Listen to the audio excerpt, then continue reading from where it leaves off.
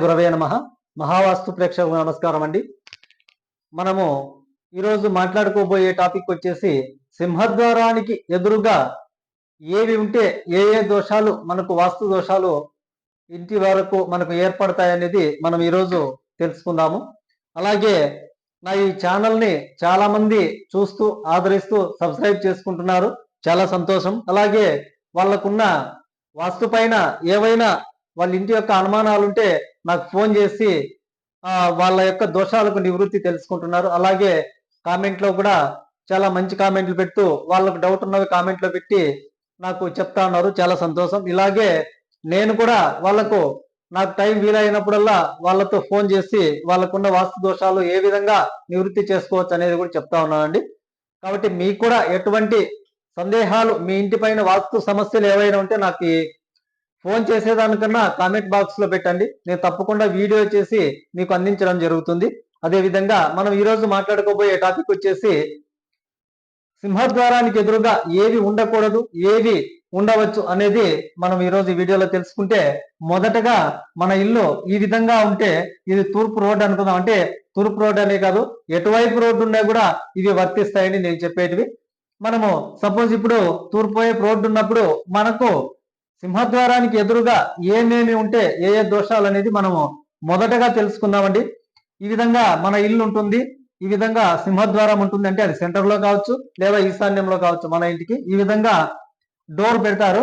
ఆ డోర్ కి ఆపోజిట్ ప్రహారీకి ఒక గేట్ పెడతారు. ఈ విధంగా ఇది మంచిదే, కానీ ఇక్కడ చేసే మిస్టేక్ ఏం చేస్తారంటే ఈ గేట్ అనేది ఆ పిల్లర్స్ పెద్ద పెద్ద పిల్లర్స్ డిజైన్ కనపడాలనే ఉద్దేశంతో వాళ్ళు కరెక్ట్ గా ఆ పిల్లర్స్ అనేది మన సింహద్వారం లేక కనిపించకుండా కొంచెం సైడ్ కి పెడితే ఒక హాఫ్ ఫీట్ అది అలా ఇది ఇలా పెట్టినప్పుడు ఇబ్బంది ఉండదు. కానీ ఈ అవి వచ్చేసి ఈ పిల్లర్ కోణాలు, అంటే ఈ గేట్ కి పెట్టే పిల్లర్ కోణాలు మన ఇంటి డోర్ లోకి కరెక్ట్ గా పడటం నేను చాలా చోట్ల విజిట్ వెళ్ళిన చోట చూశానండి.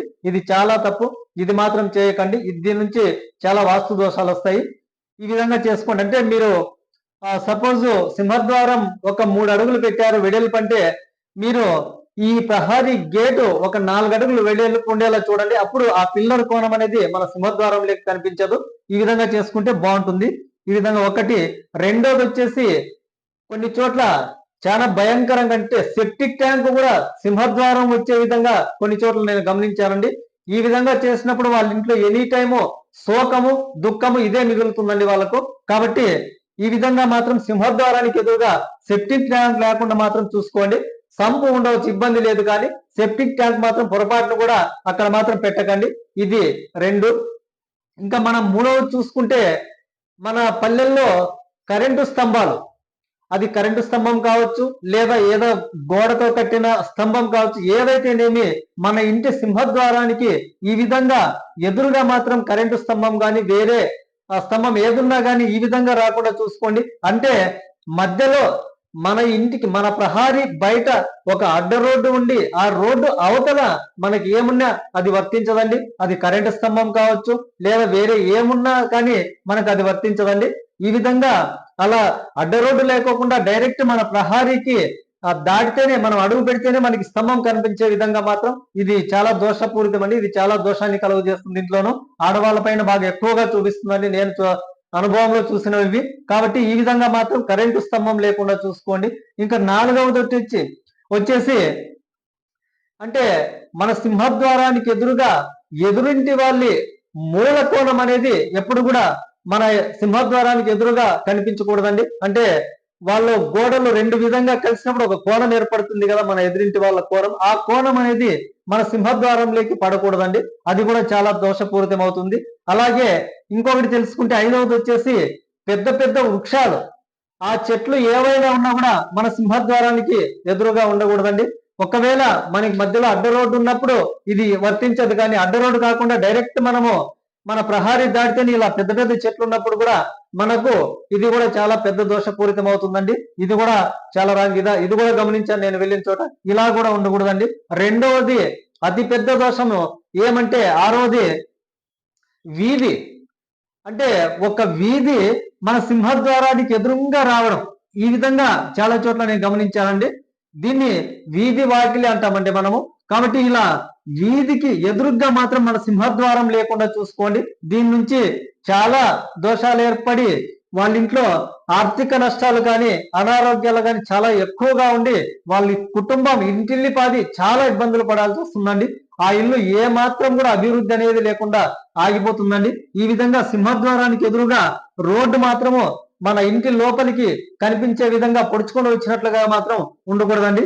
ఇది ఇంకా ఏడవది వచ్చేసి, ఇది కూడా చాలా మంది చేసే పొరపాట్లు, మన ఇంటి లోపల అంటే మనము ఫస్ట్ ఒక బయట గోడకు సింహద్వారం పెట్టిన తర్వాత లోపల మనం ఏవైతే డోర్స్ పెడతామో అంటే మన బెడ్రూములకు కానీ లేదా హాల్లో కిచెన్ ఎక్కడైనా పెడతామో ఈ సింహద్వారానికి ఎదురుగా ఎప్పుడైనా కానీ ఇలా కరెక్ట్ గా ఉండాలండి. లోపల పెట్టే కిటికీ కానీ డోర్ కానీ ఈ సింహద్వారానికి ఎదురుగా కరెక్ట్ గా ఇలా కోణాలు ఎక్కడ పడకుండా ఉండాలని.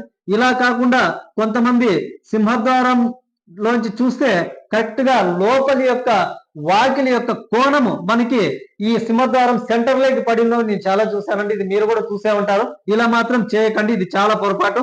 ఎప్పుడు కూడా సింహద్వారానికి ఎదురుగా కిటికీ కానీ డోర్ కానీ ఎగ్జాక్ట్లీ వచ్చే విధంగా చూసుకోండి. ఇవి ఒకే లైన్ లో వచ్చే విధంగా చూసుకోండి. అంతేగాని ఇలా హెచ్చు తగ్గులు ఉండే విధంగా మాత్రం ఇది ఉండకూడదండి. దీన్ని బురద వేదం అంటే ఇవన్నీ వేద దోషాలండి. ఇవన్నీ చాలా తప్పు, ఈ విధంగా ఉండకూడదు. ఇంకొకటి 8వది వచ్చేసి నీటి ప్రవాహం. అంటే మన సింహద్వారానికి ఎదురుగా ఒక నీటి ప్రవాహం అనేది అంటే అది ఒక కాలువ కావచ్చు, అంటే ఏదైనా ఒక పెద్ద మడుగులు అంటే పారే నీళ్లు ఏవైతే ఉంటాయో అది మన ఇంటి వైపు దూసుకొచ్చే విధంగా ఎప్పుడు కూడా ఇలా కాలువలు మన ఇంట్లోకి కనపడే విధంగా మాత్రం కాలువలు ఉండకూడదండి. చెరువులు గుంటలు ఉండొచ్చు, కానీ ఈ విధంగా పారే నీళ్లు అంటే నీటి ప్రవాహం మన ఇంటి వైపు వస్తున్నట్లుగా మాత్రం ఉండకూడదండి. ఇది కూడా చాలా పెద్ద ప్రమాదం అండి. ఇది కూడా చాలా తప్పు, ఇలా మాత్రం ఉండకూడదు.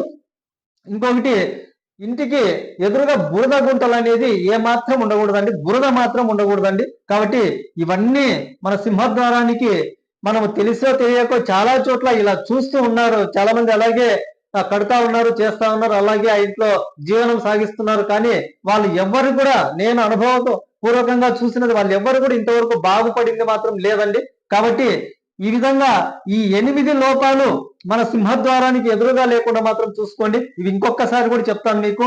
మొదటగా సెప్టిక్ ట్యాంక్ అనేది మన సింహద్వారానికి ఎదురుగా ఉండకూడదు. రెండవది గేట్ యొక్క పిల్లరు ఎదురుగా ఉండకూడదు. మూడవది కరెంటు స్తంభం, అది ఏ స్తంభమైనా సరే ఎదురుగా ఉండకూడదు. నాలుగవది ఎదురుంటి యొక్క మూల కోణం అనేది సింహద్వారం లేక పడకూడదు.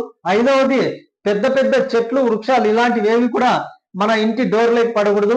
ఆరవది వచ్చేసి వీధి, అంటే వీధి మింగిన స్థలం అంటాం మనం ఒక్కోసారి దాన్ని. కాబట్టి ఈ సింహద్వారానికి ఎదురుగా వీధి రాకూడదండి. ఇది ఇంకా 7వది వచ్చేసి లోపల వాకిళ్ళు కిటికీలు మాత్రం సింహద్వారానికి ఎదురుగా ఎగ్జాక్ట్లీ వచ్చే విధంగా పెట్టుకొని చాలా బాగుంటుంది. ఇంకా 8వది వచ్చేసి నీటి ప్రవాహం అనేది ఎప్పుడు కూడా మన సింహద్వారానికి ఎదురుగా లేకుండా చూసుకోండి. ఇవి 8 బాగా గమనించుకొని మీరు ఇల్లు నిర్మించుకోండి. ఒకవేళ ఇప్పటికే ఇల్లు నిర్మించుకొని ఉంటే ఈ లోపాలు ఏమైనా ఉంటే వీటిని సరి చేసుకునే విధంగా మీరు అడుగులు వేయండి, చాలా బాగుపడతారు. లేదా ఇలాగే ఉన్నారంటే మాత్రం ఆ ఇంట్లో ఎన్ని రోజులు ఉన్నా కూడా మీరు అభివృద్ధి అనేది సాధించలేరండి. కాబట్టి ఎప్పుడు మానసికంగా శారీరకంగా మీరు కుంగిపోతూనే ఉంటారు. కాబట్టి ఇవన్నీ అర్థం చేసుకుంటారని మనస్ఫూర్తిగా కోరుకుంటూ మీ Jagadish. Thank you so much.